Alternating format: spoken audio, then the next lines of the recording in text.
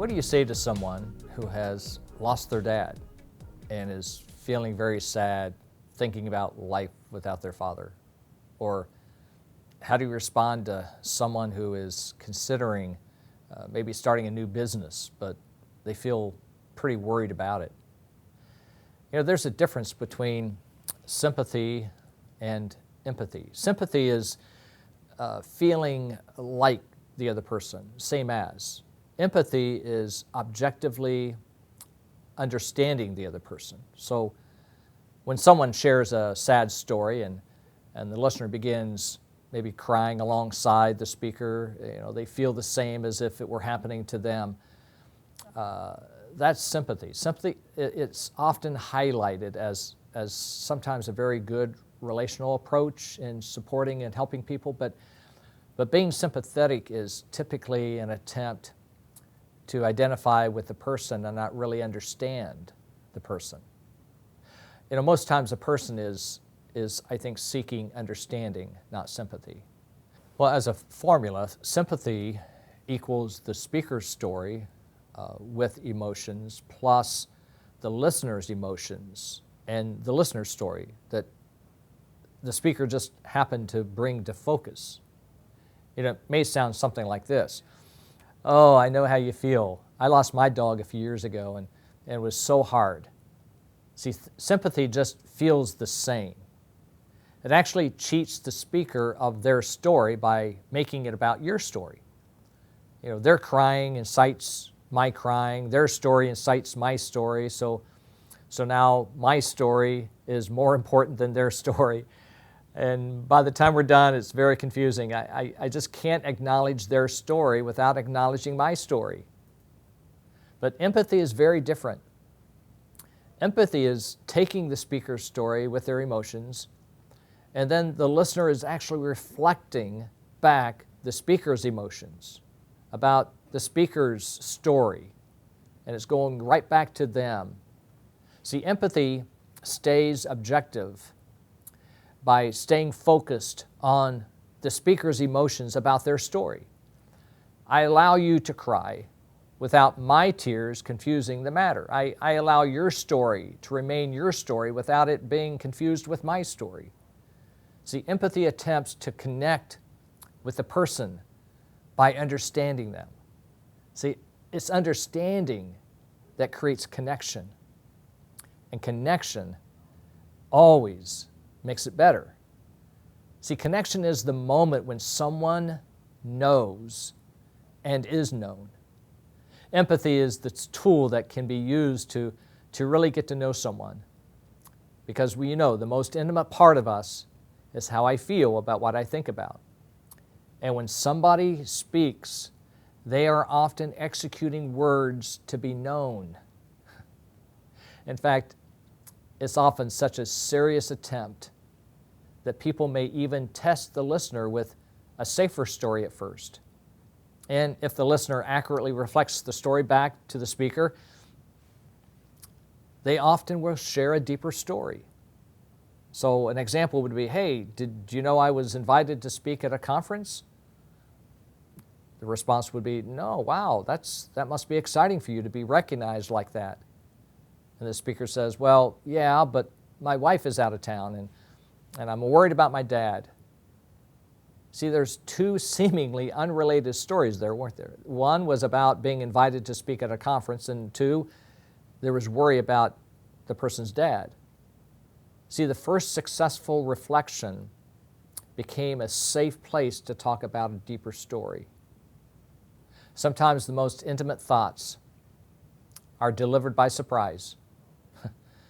And when the listener repeats back what was expressed, the person speaking begins to evaluate and searches. And if it's true, they may say it out loud again, but with much more confidence, maybe for the first time.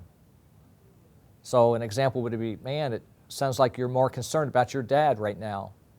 Is that right? And the speaker would say, well, you know what? I think I am.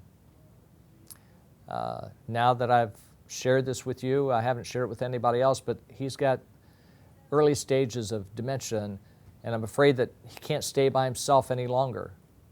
I just don't know what this will mean for our future. And a reflective statement might sound like this. It sounds like you're feeling uneasy about what the future holds for you and your family.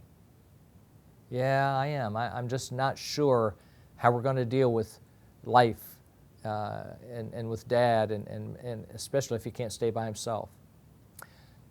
You see, a listener uses the skill of empathic listening to help the speaker search their heart, to search their mind for maybe a deeper or even a truer version of their own story. Now, I'm going to invite Susan Morgan to come, and we're going to role play some examples of this right now. So, Susan, thanks for helping me out with this role play. So, what's going on with your life? Well, I've been thinking about venturing into a new business, but I'm a little apprehensive. Man, I remember, actually a few years ago, I started a new business. It fell flat on its face. I was always nervous and anxious about it. I lost sleep. I couldn't eat. I think my wife just was about ready to kick me out of the house. It was terrible. Good luck with that. So, that kind of response is what I was trying to describe, is kind of a sympathetic response, right? Where I am trying to feel almost the same thing that she feels. So her story actually reminded me of my story. And I just used her story to kind of launch how I felt about my story. So I hijacked her story, and it became about me. It wasn't about Susan anymore. It became about me. And that's what we're asking you to consider not doing. So let's try this again, Susan, and I'll try a different response, okay? Okay. I'm thinking about venturing into a new business, but I'm a little apprehensive about it. So when you think about starting this business, it sounds like you're maybe a little worried?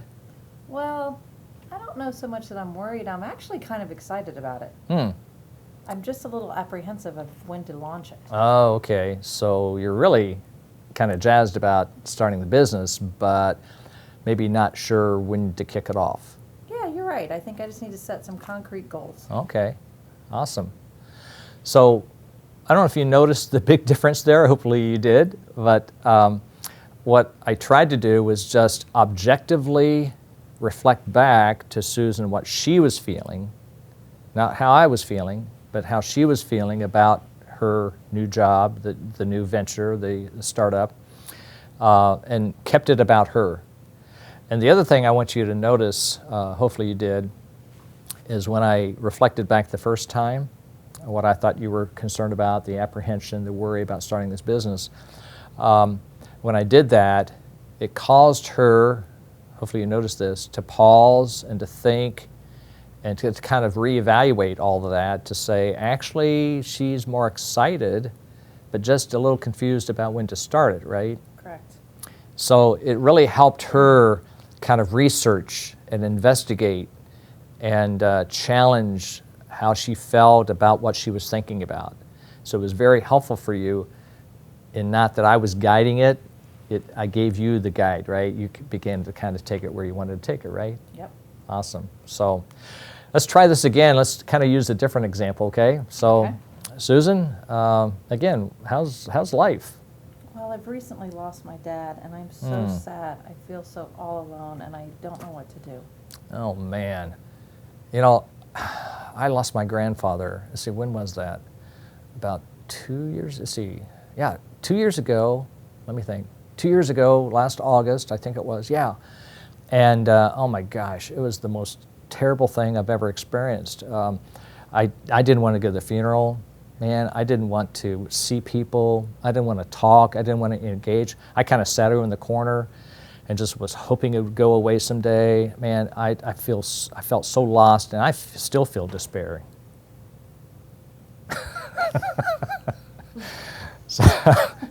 So Susan, I just cut your facial expression there. It was like, okay. It was about her story again, and it became my story, didn't it? And it wasn't very helpful for you, was it? No. No. So let's try this again, and we'll try the different response. Okay. I'm so sad. I just lost my dad. I feel so all alone. I don't know what to do. Man. So when you think about your dad, obviously had a pretty special relationship with you. We did. And the fact that he's gone, besides the sadness, you're not sure what life's going to look like without him. No. Wow. He was really important to me. Wow. So that attempt, again, would be to try to be as objective as you can, to not feel any of that emotion, but just reflect it back, to give it back to her. It's her emotion, not mine. And so I want her to kind of experience that as she talks, right? Right. And that's what you did, right? Yep. Okay, very good. So I want you now to practice writing sympathetic responses, okay? And I realize there's probably a place for sympathy in some of our relationships, but it's usually not that helpful in engaging and making connection with people. So practice writing sympathetic responses, and then on the heels of that, attempt to write an empathic response.